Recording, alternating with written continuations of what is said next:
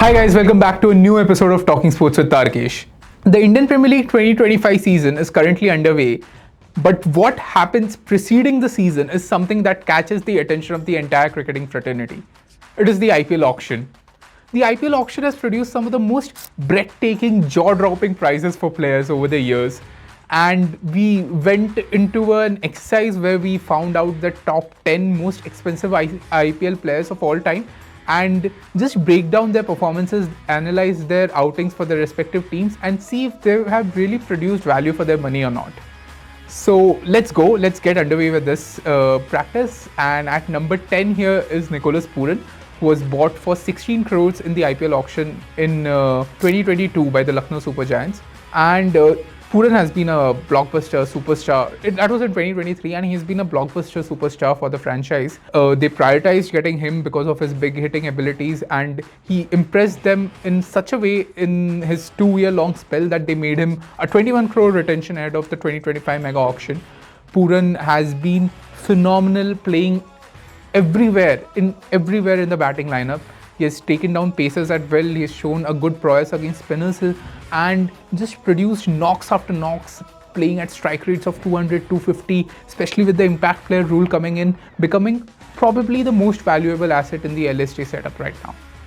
At number 9th in the list is Chris Morris, who was bought for a whopping sum of 16.25 CR by Rajasthan Royals in the 2021 IPL mega auction, in the 2021 IPL mini auction. And the only reason they had to pay such a huge amount for Morris was the fact that it was a mini auction, so there were lesser players available, and with a bigger sums at disposal, teams could afford to shell out more amount of money to get the required players. Morris had a good run in the UAE leg in the 2020 season of the IPL just before that, and recency bias worked in his favor. He went on to buy many say a property, a ravishing sea-facing property in South Africa on the back of his IPL money, and never really appeared back in the circuit after that. But certainly it was one of the most glaring moments witnessed in the history of the IPL auction.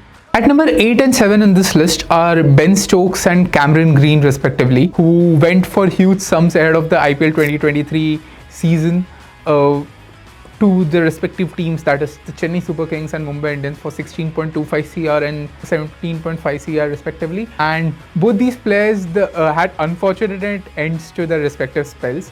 Stokes couldn't play beyond the season. He was injured for a large chunk of the only season that he was associated with CSK. And in Cameron Green's case, he had a decent run opening the batting for MI, but was traded to RCB when MI got Hardik Pandya from GT ahead of the 2024 season, so he couldn't have a good run at MI either, and then his RCB career has been stop-start as such. But if you see Morris, Stokes and Cameron Green's examples, all of these show that teams really want to go after big hitting all-rounders, pace all-rounders as well, and especially the dynamics of mini auction are such that they aren't afraid of giving a few extra crores for any player who could help them fill those objectives. At number 7 and 6 in the list are fairly recent names in Yuzvendra Chahal and Arshdeep Singh, who were each bought for 18 crores by the Punjab Kings in the recent mega auction. Now, Ricky Ponting said before the season began that getting Shreyas, Arshdeep and Yuzi were absolute non-negotiables for him, and the reasons for that are pretty palpable, pretty evident. Yuzi is the highest wicket taker in IPL history, and Arshdeep is the highest wicket taker in T20Is for India. Both of them solve key problems for them. Arshdeep is lethal at both the front end and the back end of the innings. He's a left arm pacer, so he has good variations, a good yorker in him, and was a key part of the Indian T20 World Cup winning side in 2024. Whereas Yuzi has been probably the most prolific spinner in IPL history over the years, and his ability to sneak wickets at will in the middle overs truly gives the team an advantage in all bowling phases, which is why it isn't too much of a surprise that PBKS went on and spent 36 crore on just the two of them when they had the biggest purse available for any team going into any mega auction before this one. Now at number 6 and 5 are Sam Curran and Pat Cummins respectively. Sam Curran was gotten for 18.5 CR by Punjab Kings ahead of the 2023 IPL mini auction, and he truly flattered to deceive. He didn't really have a good run. His 2-year spell, he even ended up captaining the team for quite a long time, but couldn't get them the results. He even promoted himself at number 4, number 5 to prove his worth. But the fact is, Karan has been going through a bit of up and down in his career ever since the conclusion of the 2022 T20 World Cup.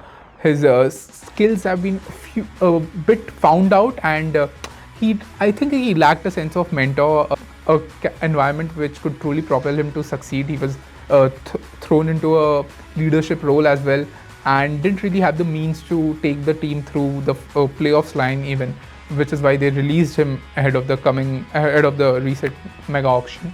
And at number 5 is Pat Cummins, whom SRH banked on heavily, and his story has been super successful for the Hyderabad franchise. They spent 20.5 CR for him ahead of the 2024 season, and he led them into the finals of the championship in his debut year as the SRH captain. He introduced a sense of freedom into the camp, which resulted in them scoring massive runs, making the grounded Hyderabad their bastion. In fact, amongst the top five team totals recorded in IPL history, 4 of them are occupied by SRH, and that is that truly symbolizes what Cummins stands for and what he's done at both Australia and over here, when he's infused a sense of winning culture in the teams. And his bowling has been fairly decent. He is donning the role of an enforcer in the middle overs, but it is his leadership which has really shown through. Now, Kolkata Knight Riders occupy both the number 3 and number 4 spots in this list, which is them spending massive bucks on Venkatesh Iyer and Mitchell Stark in the last couple of years, respectively. Now, the jury is open on both these acquisitions. If you see, Stark was bought for around 24.75 CR, and he became at that time the most expensive IPL player of all time. It was also a result of the mini auction, but Stark didn't really have a good run throughout the league stages. But as the then mentor Gautam Gambhir said, he truly brought his A game to the fore in the playoffs when it really mattered, excelling in both of their games against the Sunrisers Hyderabad and taking KKR to their maiden title in 12 years. So I think they will be pretty pleased with whatever they managed to suck out of Stark, if I may. He had just come back on the back of a couple of taxing tournaments such as the World Cup and the Test Series. But he performed when it mattered, so that was a hit. At number 3 is Venki Iyer for 24.75 CR. Many have criticized KKR for going 23.75 CR. Many have criticized KKR for being too over expensive in him, but KKR truly have shown a leap of faith in him, instating him as a vice captain as well. And Venki Iyer, I think the IPL has been a game of perception as such, that people tend to forget that he's been amongst one of the most lethal and consistent scorers in IPL playoffs over the years, scoring multiple half centuries. He's from a medium pacing all-rounder, he's become a complete specialist batsman now, and now with a leadership role, with the weight of the franchise behind him, he truly has the ability to show his worth back to the cricketing fraternity, and who knows, even spark a comeback in the national team setup, of which he was a part not too long ago. And the number 2 spots in this list are that of Shreyas Iyer and Rishabh Pant respectively.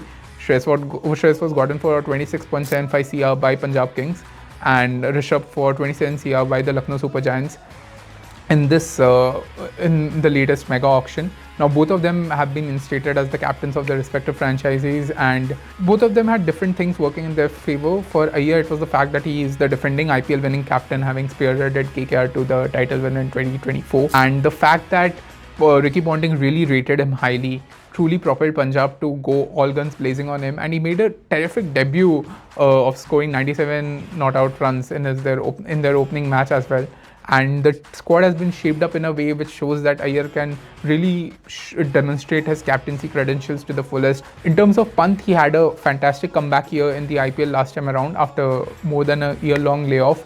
Scored over 500 runs for the Delhi Capitals, batting at number 5. Now, LSG, the owner Sanjeev Goenka, has said that he's been really keen on getting Pant since day one, and they applied quite a few tactics when, in fact, DC had gone till 26.5 CR for Shreyas Iyer in the auction, and when they exercised their right to match card at around 20 CR for Pant, Goenka said that he had to make at least 2 bids more than what they had done for what DC had attempted for Iyer. LSG had to make at least 2 higher bids to ensure that DC don't come down chasing for Pant again, which is why he bid for 27 CR and got him, which was within his prize range that he wanted to get one for. And now both these players have huge responsibilities on their shoulders to take their teams to their maiden IPL wins. And if they truly justify their price tag or not will only be known in the coming years.